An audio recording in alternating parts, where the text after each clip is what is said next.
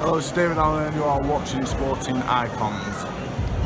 So the manager of Deontay Wilder, or one of several at least, Shelly Finkel, has outlined the plan for Deontay Wilder the next 3 fights.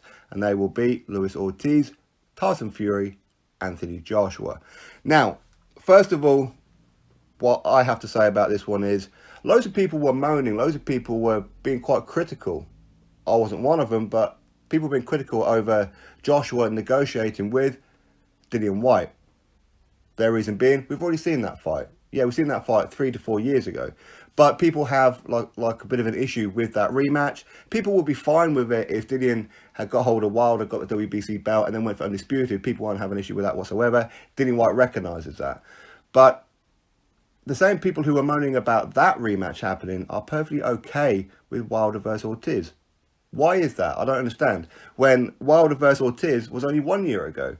So why is it a fight that happened 3.5 to 4 years ago is not acceptable, but Wilder versus Ortiz is? What's Luis Ortiz done since he lost to Wilder? Yes, of course, there were some controversial moments in that fight, the referee helping Wilder, all that kind of thing.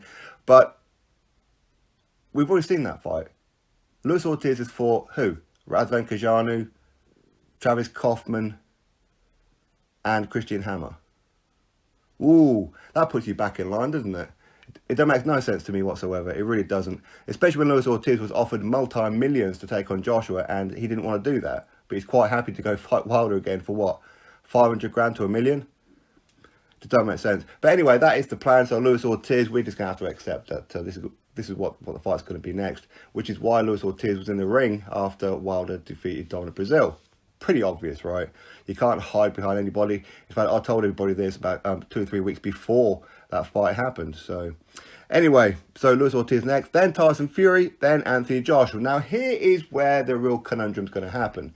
In my opinion, if they can't get Tyson Fury next, they're not just going to skip over Tyson Fury and fight Joshua. No. They're going to fight Adam Kownacki. Again, this was the plan that I told you guys. It would be Brazil, Ortiz, Kownacki. That's what it will be. So for me, I think Kownacki, apparently he has some kind of agreement to fight Wilder anyway. But the thing is with the Tyson Fury fight, if Tyson Fury does fight Wilder after then, which Tyson Fury's already said that he fully expects to be fighting Wilder in April or May next year. So that would fit with the timeline of Shelly Finkel article in the description box of always. Unless, of course, I've misread it. It's possible, but I don't think so. But let's just say, as an example, Wilder, he fights Ortiz, defeats Ortiz. He then fights Tyson Fury. Now, as we know, the first fight with Wilder and Fury, they had a rematch clause in there. What they didn't gamble on was a draw. They didn't gamble on the judges screwing Tyson Fury. They didn't do that. So, in some ways, Showtime, the PBC, whoever it was who potentially paid off the judges to screw Tyson Fury, it backfired because they missed out on a rematch, didn't they? Had Tyson Fury had won, which he should have done, then a rematch would have automatically kicked in. Tyson Fury couldn't get out of it.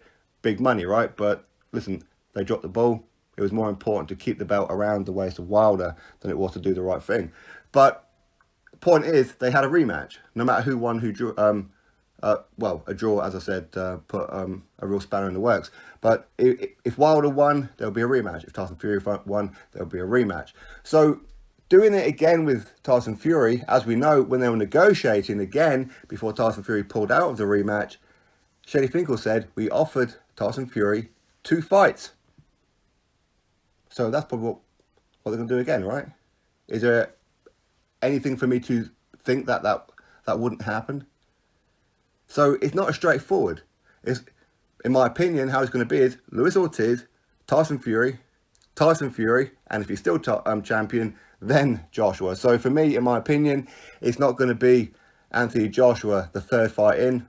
In my opinion, it's going to be 4th or 5th fight in. And it's pretty obvious to me, and that suggests that we're not going to see that fight for another couple of years.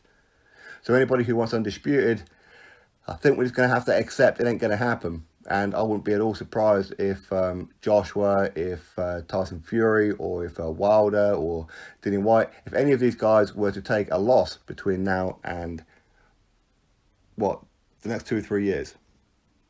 I can't see all 4 of those guys going undefeated. For me, I was kind of hoping that it's going to be Joshua versus Wilder, Fury versus Dillian Whyte, then the winners fight each other. That's how I envisioned that it would happen. That's my ideal situation, but that ain't going to happen. So Shelly Finkel talking about a 3-fight plan. It's actually not a 3-fight plan. There is no way that Tyson Fury Wilder is going to happen with just one fight. It ain't going to happen. Besides the fact that Tyson Fury is going to put an absolute schooling on him. If a 60-70% fit Tyson Fury can do that to Wilder, what do you think a 80-90% Tyson Fury is going to do? He's going to absolutely embarrass him, isn't he? Of course he is. But of course, as we know, Wilder, he's not going to be travelling, is he? Of course not. I predict that the next 3-4 fights for Wilder will all be in America. Again, that's my prediction. I'm very, very confident that's going to happen. So anyway, article in the description box. Go give it a read for yourself. Maybe I misunderstood it. But anyway, we'll have to wait and see. So drop your thoughts below about it. Click thumbs up. And of course, subscribe. Catch you all on the next video.